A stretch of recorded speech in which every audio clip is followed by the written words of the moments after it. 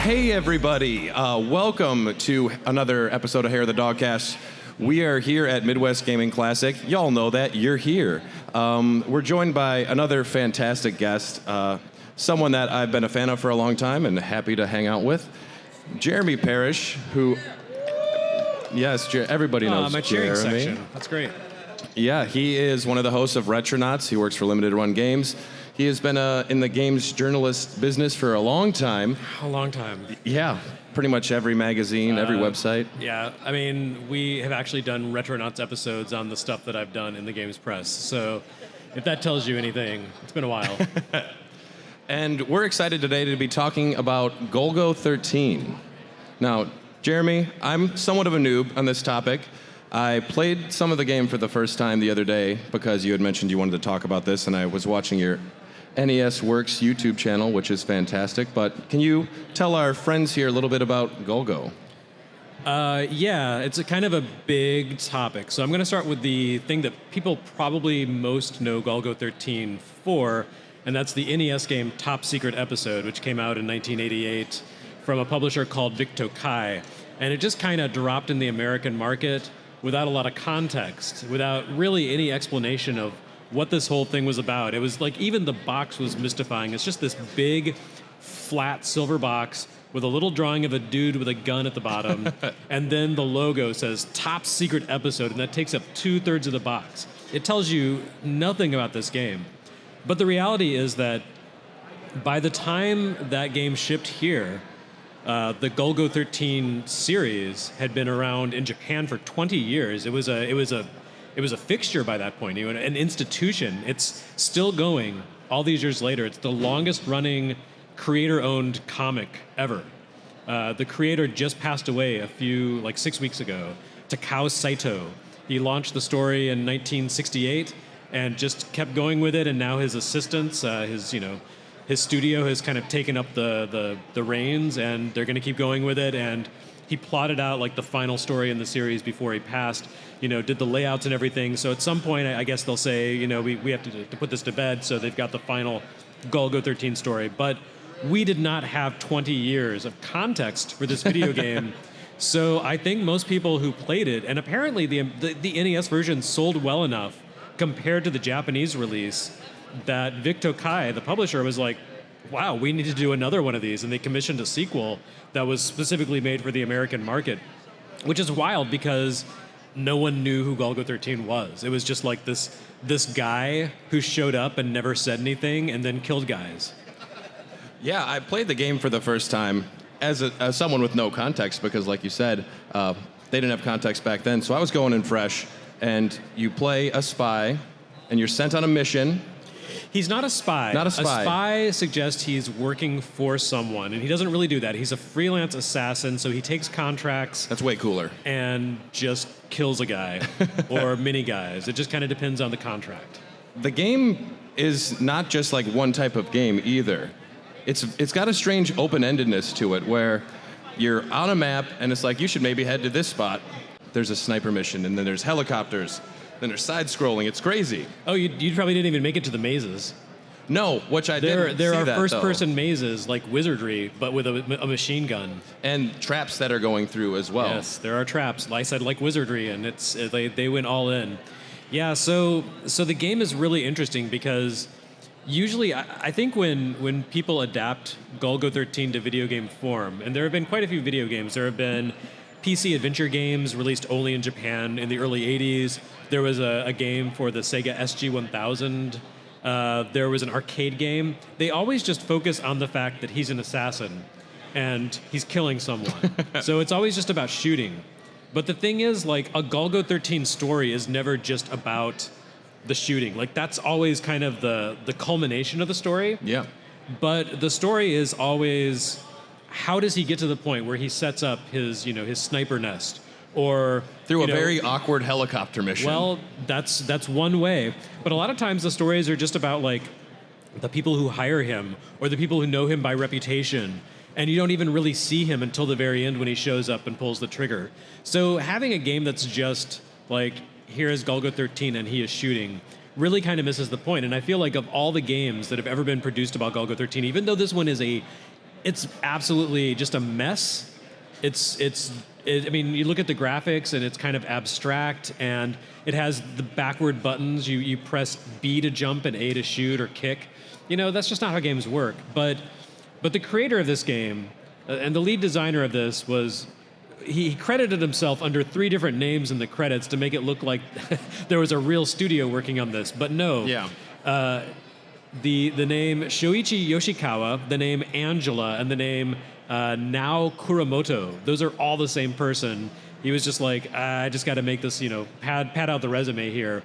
He really got it, though. Like, I can tell, going back, having read a lot of the comics, seen the manga or the anime, like playing this game again, revisiting it for the first time in 25 years to put together my recent video, I was like, this dude really loved this franchise. He really got what it was about and really tried to create something that would stand up as a standalone episode of Golgo 13. It gives a lot of time to the intrigue.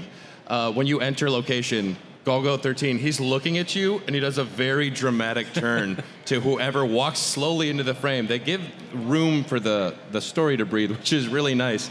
And there's also, it's not just about shooting, it's about love a little bit too, right? There's definitely love, yeah. Or something adjacent to love. This was a game that was really kind of pushing the boundaries of game design, but also content of games. There was I don't know if you'd call it rich tradition of adult-oriented PC games in Japan at this point, but you didn't really see a lot of overlap into the console space because Nintendo, Sega, NEC were like, maybe not on our consoles, but there are romantic liaisons here. Golgo 13 is known for liking the women, and the women like him, and so they capture a little bit. You have contacts who are not actually mentioned as being CIA agents, but they're called agents of Fixer, which is pretty much supposed to be CIA. One of the women that he has a liaison with in a hotel, and the room goes dark. The window, you see the silhouettes. Yeah. She turns out to be the girlfriend of Hitler, who has been revived here as a cyborg, and he's the final boss that you have to kill. I saw it coming. I did see that when coming. You play this game, if the translation was a little spotty because this is 1988 and there's only this much data space for English text in the game. But if you actually pay attention to the story, it gets pretty out there. But I will say that it does uphold kind of a tradition of the Golgo 13 manga, where he did a lot of Nazi killing. There were Nazi remnants and dudes trying to resurrect the Fourth Reich and so forth. The very first comic that was localized into English by Viz Comics was one of the very first Japanese comics ever localized into English. It was called Into the Wolf's Lair, The Fall of the Fourth Reich. So that pretty much sets your tone right there. That's what Golgo 13 is about. He is about taking contracts to make sure Hitler doesn't come back. And we love Golgo for doing that. Amen. So was there a lot that was removed from the game when it came to America? Any censorship at all? Because I know I saw some steamy scenes from what your video showed. So the only content that was really changed was that in the Japanese version, the ladies that he liaised with would remove their tops. But they would, it's very crude pixelated graphics, nothing really that offensive. But there was a sense of responsibility because the text would say, kids, if you're looking now, or if you're playing, press the B button and look away from the TV screen. So it was very socially responsible. But they just left their clothes on in the US version, but they were still in a hotel together, the lights go out. I wonder what happened. But it's more subtle about it. They just watched YouTube. Pretty much. They Netflixed, no chilling. no chill at all. The gameplay is clunky. It's not perfect. I see what it's going for though, and all of there's even underwater sections, and they were so close to sticking the landing. This game did the Teenage Mutant Ninja Turtles dam sequence a year before TMNT came out. This was a cutting edge piece of game design. You have to look at it in the context of what was out there at the time. This story-driven game with 6 different modes of gameplay in a you didn't see that on the NES at that point. You were starting to get these kind of multi-mode games like the Goonies 2 or something, where you'd go into the first-person views. Yeah. Or, Zelda 2 would come out later that year in the U.S., and it would have the top-down into the side-scrolling. But, I mean, there's nothing else on the NES in this period where it was like, okay, so sometimes you're walking back and forth, sometimes you're having conversations with people, sometimes someone tries to assassinate you and you go into this first-person viewpoint where you have to gun down like a target mode, sometimes you're flying in a helicopter, sometimes you're actually just fixed and you're sniping something through the sniper sight, sometimes you're in a maze. Like, this game is all over the place, and it's really impressive how much they crammed into this. Something else that happens in the game is sometimes you're not paying attention enough to the story, and you walk to the other end of the map and realize you forgot to go into a certain gate, and you have to walk all the way back. And it's not just a little map. Yeah, I mean, the maps aren't that big, but every map has an ambush point where you have to go into this first-person view and gun down helicopters, and later there's like... I like you're shooting at helicopters with your gun. I love it. Well, Duke Togo, Golgo 13... He never misses. He has a 99.9% success rate. He is the world's greatest marksman, and I am willing to believe that he can blow up a helicopter in one shot of his pistol. So Golgo 13 is the character's name, right? But is that like his classification? It's his code name. His code name, like 007? When you say Golgo 13 with the Japanese inflection, Gorugo sa Chin, it sounds like the Japanese pronunciation of Golgotha, or Golgotha, the hill where Jesus Christ was crucified.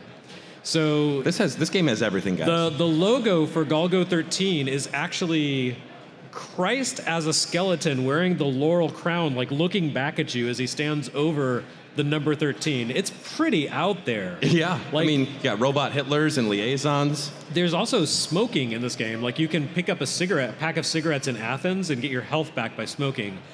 Like, people talk about Nintendo censorship, and I'm pretty sure this game is why, because they just kind of let this out there, and I'm sure parents were like, I cannot believe what little Timmy just saw. Cover his eyes. Oh my God. Press B, look away.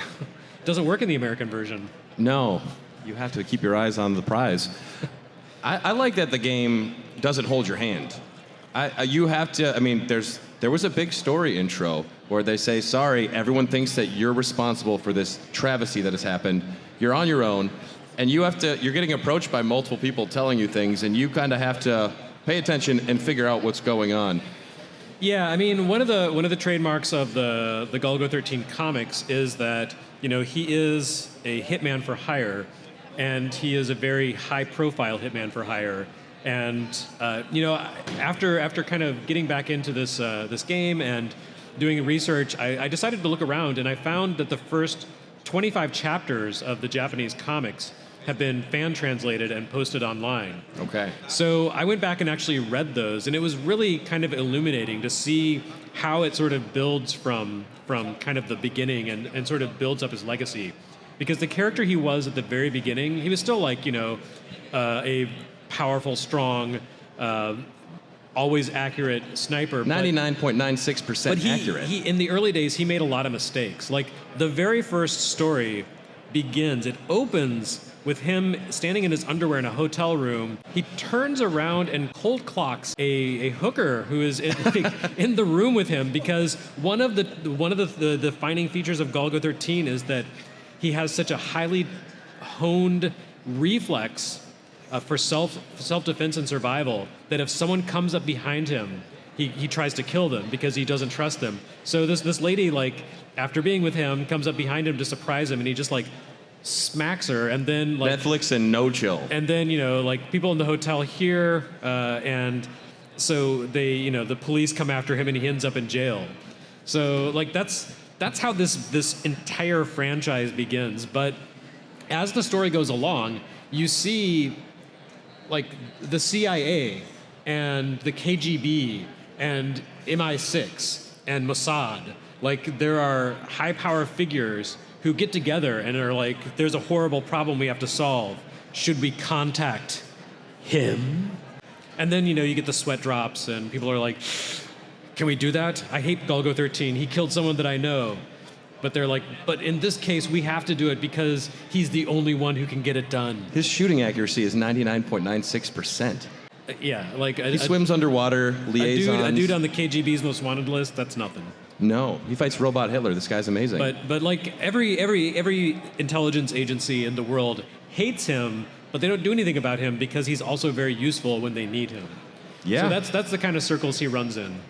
But then at some point, I'm sure most of them turn on him, and he has to work his way back, as is tradition in a lot of these intrigue stories. So the thing about Golgo 13 is that if you cross him, that is the last thing you do. You will die. He'll cold clock you.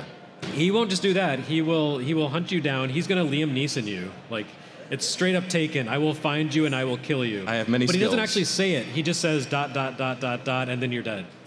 Yeah, that fourth ellipses is when you know you're in trouble. So, were you a fan of Golgo 13 before you were doing this research? Were you familiar with a lot of the old comics? Yeah, I mean, I bought this game kind of on a it's $20 and I want something new for my NES. I'll try this. It seems weird and different. And it was weird and different, but I enjoyed it enough that I kept playing it until I finished it, and I, assassinated Robot Hitler's brain. It was great. And so that kind of got me interested in finding more about Golgo 13. And at the time, it turns out, Viz had localized 4 graphic novels a few years before the game came out. But it's not like it was a mass market thing, because Viz comics barely existed. And instead of releasing these as standard comic books, back in the days when comics were 65, 75 cents each, they released them as small books for like $6 each, which that seems like that's no big deal now. A comic book is like $4. Yeah. But at the time, that was you could buy 6 or 7 comics for that kind of money. So it was direct market. They were pretty niche. I eventually went and tracked those down like 15 years ago, but that wasn't how I kind of discovered the Golgo comics. Viz actually published 2 standalone comic book issues of Golgo 13, one time to the release of this game, and one time to the release of the sequel a few years later. Okay. And I just happened to find both of those in my local convenience store that was between my school and my house that I passed on when I walked home, and I'd look every day and be like, do I want to spend what little money I have on a comic? And I saw that, I was like, hey, it's that video game, so I bought it. And that comic is what really made me a fan. Like, this is not my style of story at all. It's, Golgo 13 is actually a pretty horrible character. He's like James Bond with none of the charm. He's just he is a machine that kills, basically. But the comic was really interesting because the comic was called The Impossible Hit. There was a band called Glassjaw that actually made a song about it 20 years ago. Okay. So apparently they read the comic too. But the story is basically a guy gets killed in an office in Manhattan. And so you follow the police detectives as they try to figure out how this could have happened, because it was he's a dude in an office high in a skyscraper. There were no buildings in the direct line of sight. The nearest building was like a mile away across Manhattan. Yeah. So they go and they go to the building, the hotel where that was the only possible place it could have the shot could have come from. And they find Golgo 13, and they're like, and a hooker on the floor. No hookers. No. He was all business there. Okay. They didn't find anything. It was just him, as a mild-mannered Asian businessman who was, just hulking and terrifying, just a huge guy, and never smiles, just stoic. They were like, this dude is dirty. We know this was him. Yeah. But then they managed to find a broken down M16. That's his trademark assassination weapon for some reason. Yeah. They found the parts of it across the hotel, but there were no fingerprints on it. And then they actually looked out from his room and were like, this would have been an impossible hit. Hence the name of the comic. And so they have to let him go because they're like, there's no way we could possibly pin that on him. Can't prove it. Nope. Okay, so here's the maze sequences. This is some wild stuff. I love this. Okay, the grenade, there you go. That animation is the exact same as the bullet hole on the title screen. They love that routine so much they were like, let's try to use this throughout the game. That's efficiency. Was there any way to know you were supposed to throw a grenade at that wall? Was it an automatic thing that happened, or would I have walked around forever not knowing that? So you only I didn't get to the maze parts. When you're in the mazes, you can only shoot your weapon when there's an enemy on the screen. Yeah. And otherwise, if you press the attack button, nothing happens unless you are in front of a wall, in which case, if you press a button, then you'll throw a grenade. So you have to kind of intuit it, but it wasn't that hard. Yeah.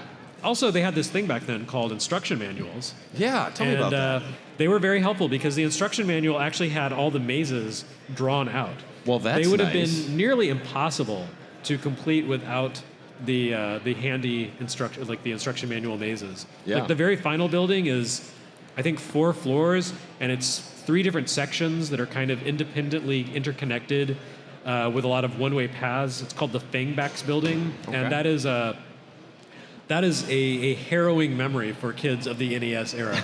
Like those who rented Golgo 13 and got to that point were like, wow, this maze is really something. It's like Wizardry 4 level cruelty.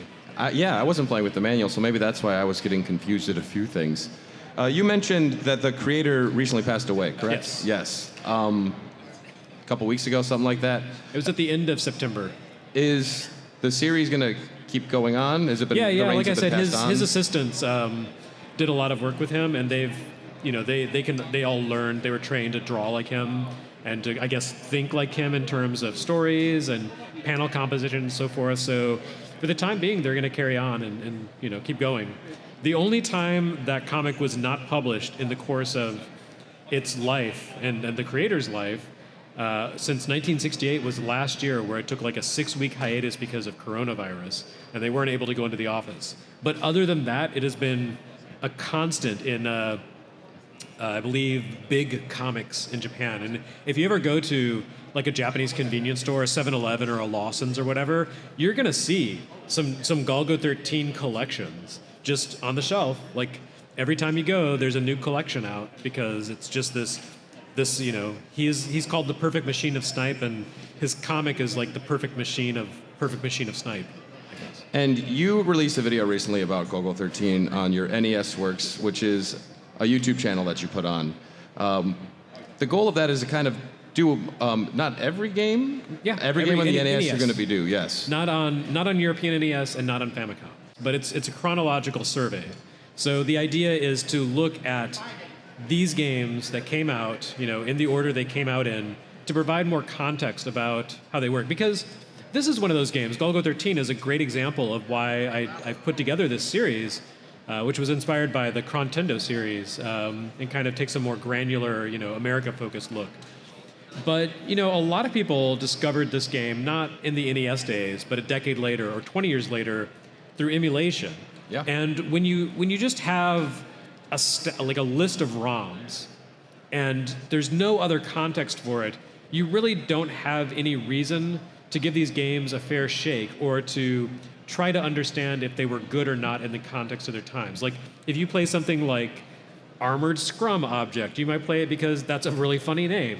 But, it's also kind of a janky shooter that was really good by the standards of 1985 when it came out in Japan, but, by the standards of 2005, kind of bad. Yeah. Likewise, Golgo 13 really pushed the boundaries of game design in a lot of ways.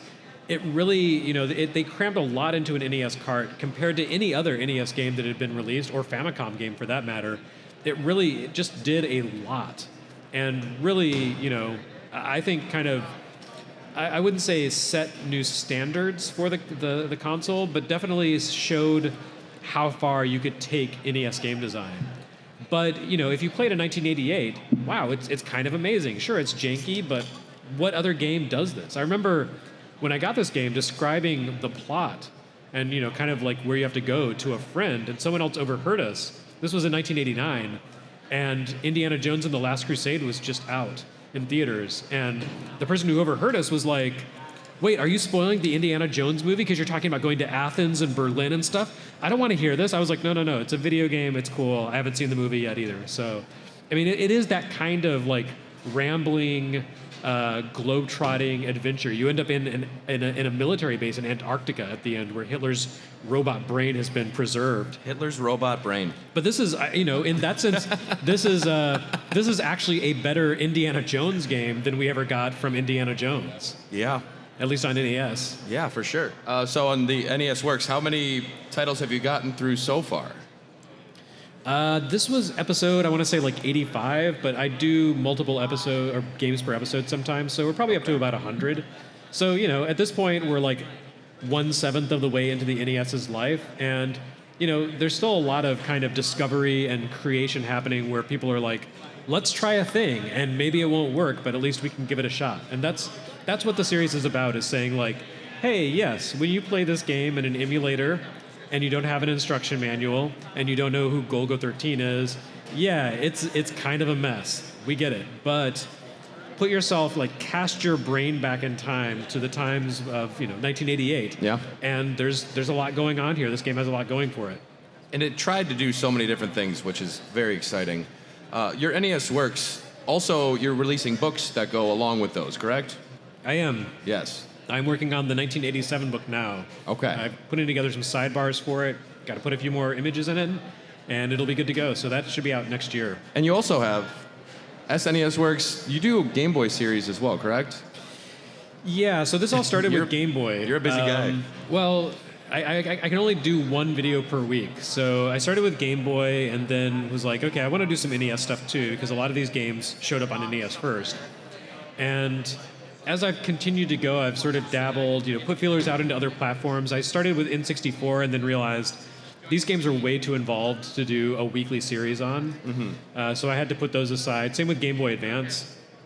So I've kind of sort of focused around NES as sort of like the main chronology. And right now what I'm trying to do is get coverage for Sega series or Sega systems, which I'd kind of left behind and disregarded. I want to bring those up to where the NES chronology is, and then going forward, cover both NES and Master System, and eventually, I guess, Genesis. And then hopefully I'll catch up to where Game Boy is at the end of 1990, and then add those videos in, and then get to the end of 1991 where Super NES is, and just kind of keep snowballing and be able to get the whole chronology in there. At that point, I will be 70, 80 years old. You have the rest of your life scheduled. Yes. Yes. I need the planet not to blow up in the next 30 or 40 years, but fingers crossed. As long as we can keep doing that and the prices don't get too much higher than what they are out there, then I can do this. Yes. And if we need to call on Golgo 13 to protect the planet, he is the one person that can do that. He needs to snipe climate change.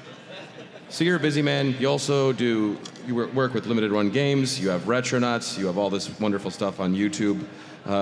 If anyone wanted to find any of your stuff, they obviously already know, but if you wanted to plug something, where would they find you? You can find me, my main social media platform is Twitter. I'm GameSpite there. But you can just look my name up, Jeremy Parish, on YouTube.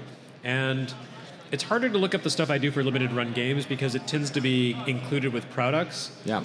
But I mean, if you bought the Axiom Verge 1 and 2 double pack or the Axiom Verge 2 standalone, I have books and other stuff. Actually, that whole package was pretty much me, like in terms of the design, the concepts.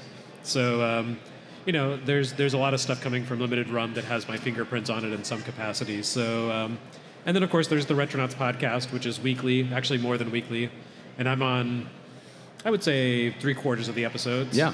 You just released the Metal Gear Solid one. Metal Gear Solid 2. Yeah. Haven't started it yet, but I am excited too. Yep, that game is 20 years old. That's crazy. It's aged very well. It has. It's the only story-based video game that's actually gotten better as time has gone on. Yeah. How does Kojima better than at least more relevant, more timely. Yeah. Except the stuff about the police detective who lied about blowing up his leg. Like all that cringy stuff, that's not so good. But the guy concepts, who pees, those are good. The guy who pees on you at the end. That's timeless. Yes. Press B to look away. Right. Exactly. Yeah. And we're here at the Dogcast. You can find us on Twitter, and we're at Hot Dogcast on Twitter. We're on Facebook and Instagram, here at the Dogcast. And we're part of the Greenlit Podcast Network, which is also where the Retronauts is. So check out all those other amazing shows as well. And come to Midwest Gaming Classic as often as you can. We'll be back here in like 6 months. Yeah, I'll be here. Yeah, excited for that. Thank you so much for coming up, Jeremy. We do appreciate it. Yeah, thanks for having me. Jeremy Parish, everyone. Thank you. And go find a Golgo 13 comic. Give it a read. No, there's lots of copies of Top Secret Episode out there. You can probably get one for like $10. Just remember, little kids, look away at the hotel scenes.